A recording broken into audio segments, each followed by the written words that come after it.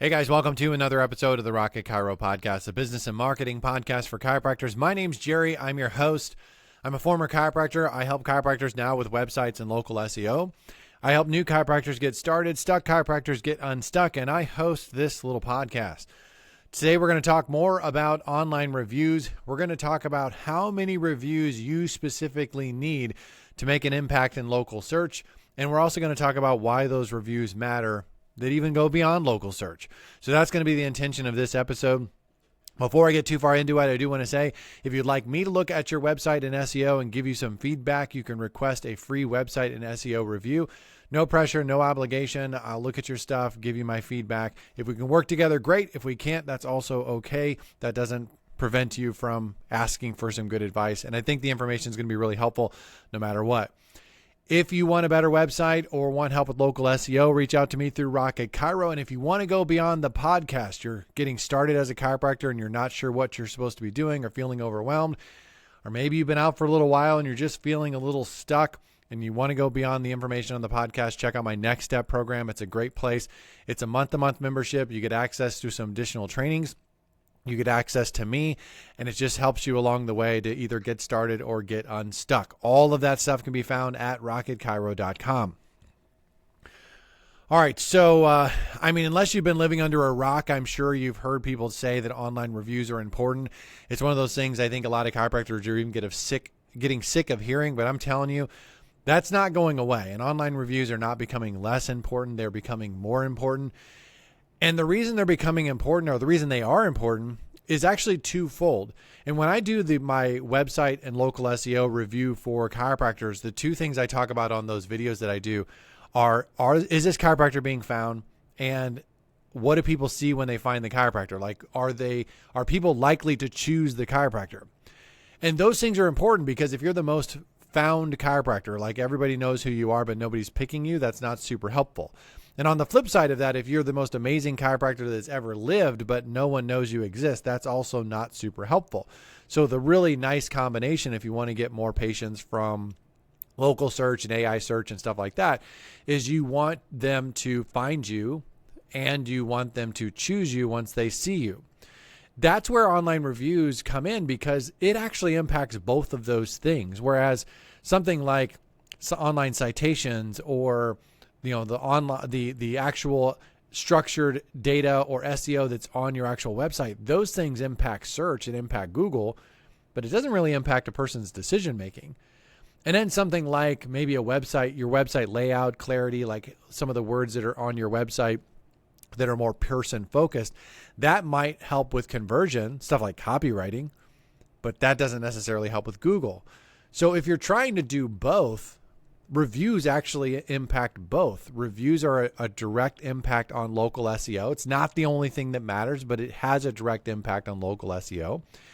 It has an impact on AI search because AI has started mining Google and reviews and things to get information. So it has an effect on AI as well. So it affects the findability of your practice. But then the flip side of it is when people read those reviews and see those recent reviews, see what people are saying, see that people are getting help, that impacts their decision making because it functions like a word of mouth referral. It's just an online referral. And so if you're ever wondering, do they really matter? Yeah, they do. And I would even argue that they matter even if you're not trying to get patients from local search. Because even if someone, and I had this discussion with somebody the other day, or not discussion, but I mentioned this in a website and SEO review that I was doing for a chiropractor, because he specifically said when he requested that review, he said that he was a referral-based practice. And so he didn't think that the search element of it was that important for him. But I told him, I said, reviews are going to be important no matter what, because even if your patients refer someone to your practice, that person is going to most likely do their due diligence. They're going to look you up. They're going to read your reviews. They're going to see your website. So these things matter beyond search. And so reviews are just one of those things that are important. They're more important, not the only factor, but it is a factor. Now, how many reviews do you actually need? Now, the answer is not exact. If you research like what the average chiropractor has, you'll see numbers in the 120, 150, something like that. But that's just super generic because it really does depend on your area. If you're in an area that's really competitive, like, Dallas or Chicago or something like that, 150 reviews is not that much. But if you're out in a small town in Kansas or a small town in, North Dakota or something like that, 150 reviews may be a ton of reviews. So it really is relative to your area. Now, something to keep in mind before we get into some specific numbers, because I'm going to share 4 things that you should be aware of if you really want to evaluate where you are and where you should be heading in terms of volume of reviews. But before I get into that, I do want to say one thing, and that is you really should have a minimum of a 4.3 rating. If your rating is lower than that, the rating itself is hurting the process. People aren't going to trust you. Google doesn't like it. Like, it's below 4.3, it's a problem. Now, I will say it is very rare for me to see a chiropractor that's below 4.3. That's a very low number for a chiropractor. So if that's you, I think it's time to do some soul searching and figure out why it is that way. And try not to just blame it on spam and people being mean, because I think that might be trying to let yourself off of the hook and maybe being a little dismissive. It could be that. I'm not saying it's not. But if your rating is that low, take an honest look at yourself and figure out if you need to change some things. Where the top performers tend to be is around 4.8, 4.9. So even 5.0 is not necessary. It's not necessary to really dominate your area. Some chiropractors get super bent out of shape if they get any negative review. Negative reviews are not the end of the world. Now, if you respond to it like an idiot, then negative reviews are just made worse. You've compounded the issue. You've made it worse because of how you responded. But negative reviews are not necessarily a bad thing. And in some cases, negative reviews can be helpful because it legitimizes all the reviews that you have. Because if you have 500 reviews and not a single negative review, it looks suspicious. It would be like going on Amazon and seeing a pair of shoes or a computer monitor or something that you're going to buy, and there's like thousands and tens of thousands of reviews and not a single negative one. Like, that would be really suspicious. Like, that's just not how the world works. So you don't have to be perfect, but 4.8, 4.9, that's like a sweet spot for the top performers. So what are the numbers that you want to keep in mind? So I'll tell you the hardest part about this, and we're going to get a little bit nerdy with a little math here, but the hardest part about this is to find what I would call the fighting chance. That's sort of the fighting chance number, which is basically like, here's where the kind of average minimum, like this is kind of sort of where you should be shooting for as a bare bones minimum. That's technically what I would put that number as the median of the reviews in your area.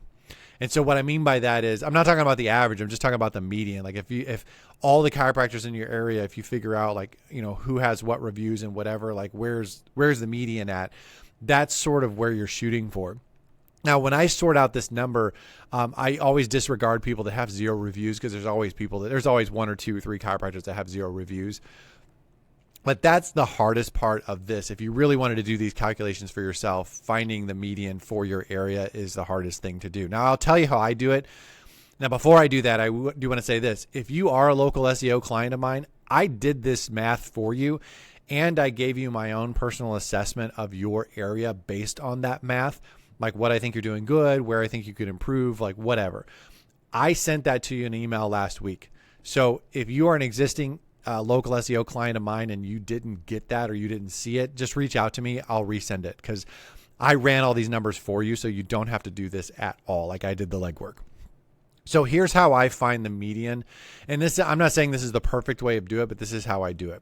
The software that I use when I do my SEO evaluations is called Local Falcon. It is a paid software, so if you don't have, it's not expensive, but if you don't have access to it, then you would have to use some other means, but I'm just telling you how I do it.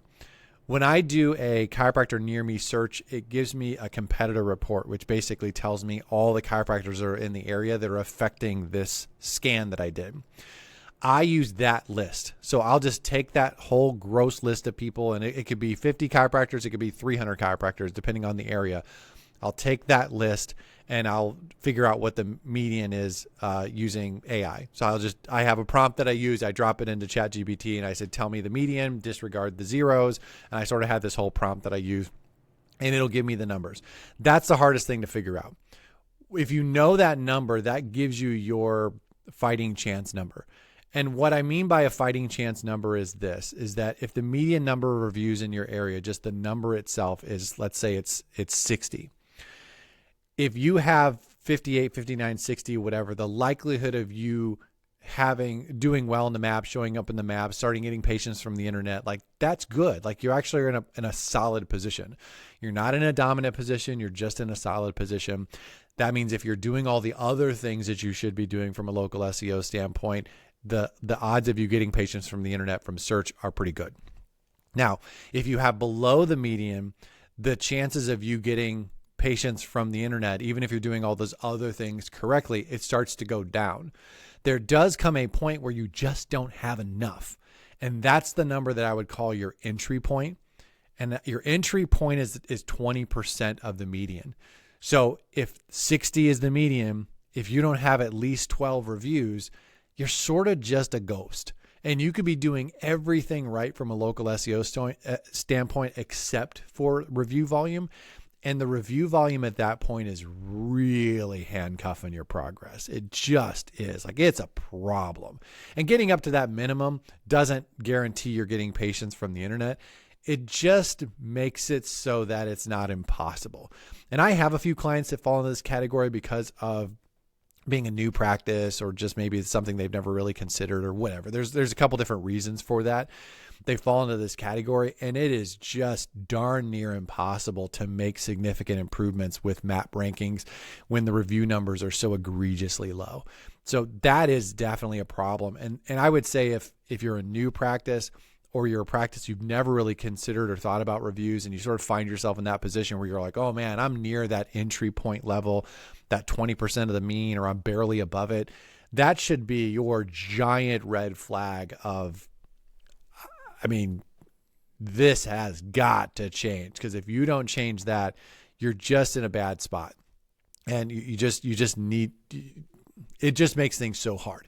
Now, the flip side of that is what I call the dominant position. And the dominant position is about 3.5 times the median. So if 60 is your median, if somebody has about 210 reviews or higher, they are what I would consider in a dominant position. And now that doesn't mean they have the most of everybody in the area. It just means that when you start 3.5xing the median, that person there is in a really good spot. And so if somebody were to reach out to me and say, man, I need some help with local SEO, and I run their scans and I go, man, their SEO doesn't look great. There's definitely room for improvement. But I look at their review number and I go, they're doing 2x, 3x a lot of the people around them. What that tells me is this practice has the potential to make a big jump from a local SEO standpoint if we just do some of the other things correctly. And what that means to me is this number of reviews that they have accumulated is put them in a position to make my life easier. And that's going to be true of you as well. So and there is actually a point, and I don't even know what that point is, but I've seen it a lot and I know that it exists.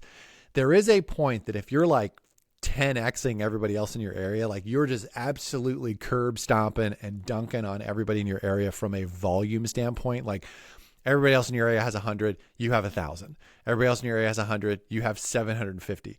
Like there is a point where that review volume, although I've already said it's not the only thing that matters, there does come a point where that number is your superpower and it starts to cover up some other SEO shortcomings. And I've seen that where it's like, I see a practice where I'm like, man, you're breaking all the rules except for the fact that you are dominating the review volume. And now that's super hard to do. And I'm not suggesting that that's the goal even. I'm just telling you that it can in fact happen, which is why if somebody ever asked me, like I had a client ask me this one time, like when is enough enough? Like I got 3 or 4 times, 5 times what everybody else does in the area. When is enough enough? And I was just like, I don't understand the question. What do you mean? How much money is too much money, right? Like that. I don't get it. So those are your numbers. Your entry point, 20% of the median. Your fighting chance point is the median itself. Your dominance level is 3.5 times the median. and your high water mark is just the highest person in your area. Because when you do the median and not the average, you sort of rule out some of the outliers. So it's possible that person who has 1,000 and everybody else has 100, like that's not a good judge of what you need in the area. But I do think it's important if you have a scan like the Local Falcon software or something like that, or you're just going through it manually, it's good to take note of who that high water mark is, because that just sort of gives you an idea of like, who's the top dog from a volume standpoint. It doesn't mean they're always going to rank higher than you, because I see over and over again that the top dog in the area isn't necessarily the highest ranking for particular searches in particular areas. There's so many things that goes into local search, but if we're keeping track of this stuff, I always think it's nice to note as well, like who's the top one in the area. What's that number? Okay, so what does this all mean? What it means is reviews are important and they're getting more important. It means that the bar is being raised every single year, because what is average for the chiropractor now and what is average in your area, like all of these numbers are going to be different 2 or 3 years from now. They just are. So that median number, that entry point number, like all that stuff is going to be higher 2 or 3 years from now. So it just you have to keep that in mind. Also means you're never done, which means reviews need to be a part of your practice culture. And if they aren't, you're making a mistake. So how do I get more reviews? We could get into the specifics of this. It's a point for a different podcast. I've talked about it off and on over the podcast. I have information about it in my Next Step program. I'm actually going to update the online review section here pretty soon. But the basic formula that I use, so you just kind of keep this in mind, provide great care. So, if you're not helping people, if you're not doing a good job as a chiropractor, that makes your life harder in terms of getting positive reviews. Also, if you're just not a nice human being. So great care to me also means you listen, you're good with handling difficult conversations, you're respectful, all of that stuff, not just you're good at adjusting. Good bedside manner also. Make reviews normal. Super important. I think it's overlooked a lot, is creating an environment where reviews are just part of the culture and it's normal. Number 3, ask for reviews. So you could ask in person, you could ask through text, you can ask in phone call, you can ask on an email. There's lots of ways to ask. I will say this, all the electronic ways of asking do not take the place of asking in person. Asking in person is the best. Even if you're going to send out a text or send out some sort of ask that's digital, asking that person in person is going to get you a much better result. And if you ask and then send them that text, that's probably the better way of doing it. Which takes me to my next point. Make it easy. Don't ask people to do a bunch of different steps to leave you a review. Like I've seen this before. Chiropractors have like a sign on their front desk that says how to leave us a review. Step 1, search our name. Step 2, click on this. Step 2. It's like, seriously? Like nobody's going to do that. So QR codes and links are your friend. They make it easy for people to leave reviews. Emails, texting works better than emails. Emails are, whatever. I'm not opposed to emails, but you have to understand most people don't open their emails. Last thing is be consistent. If you aren't going to be consistent with it, it's not a good system. You have to be consistent with it. And chiropractors struggle with this tremendously. They struggle with being consistent because they're being chiropractors. So have a plan in place. And this doesn't mean you have to do it every day. This could be something that like once a month or once every couple of weeks or something like that. You sit down and you do it, but you have to have a plan and you have to be consistent with it. Closing thoughts. If you aren't intentional about reviews, they're rarely going to happen. If you don't have a plan that you can be consistent with, they're rarely going to happen. And my last thought is this, sort of like the Chinese proverb of when's the best day to plant a tree is 20 years ago. When's the second best day to plant a tree? And the answer is today. Same thing with reviews. When was the best day to start collecting online reviews? Well, the day you opened. Maybe even before the day you opened. You could always reach out to family, friends, people you took care of as a student, anyone that can vouch for you, like ask them for a review. You could start then. When's the second best day to start asking for reviews? Well, it's today. Can't do anything about yesterday. Can't do anything about last year, 10 years ago, 5 years ago, but you can start today and you could start providing great care, which I'm assuming you already are. Making reviews normal, which you probably aren't. Asking for reviews, which you probably aren't very consistently. Making it easy, which you probably aren't. And being consistent, which you probably aren't. If you have a review problem, I would venture to guess you're probably not doing 4 out of those 5 things. All right, guys, that's it. I'm going to go ahead and wrap this up. Thank you for listening. Thank you for subscribing. Thank you for sharing. This is a tiny podcast. I am a tiny operation, and I don't mind. I don't mind that. I like the boutique business that I have. With that said, I'm always interested in having more listeners to my podcast. I am looking to pick up more clients. And so if you know someone that I can help, refer them to me. That'd be great. If you know someone who just benefit from the podcast, then sending them the podcast or sharing it online would be super helpful. If you want to leave a review for the podcast, you could do that in Apple Podcasts. And if you want to leave a review for Rocket Chiro, you can do that on Google. There's a link in the footer of rocketchiro.com. If you want me to look at your website and SEO, reach out to me through the website. I'll be happy to do that for you. I'm done. I'm out of here. I will talk to you guys on the next episode. See ya.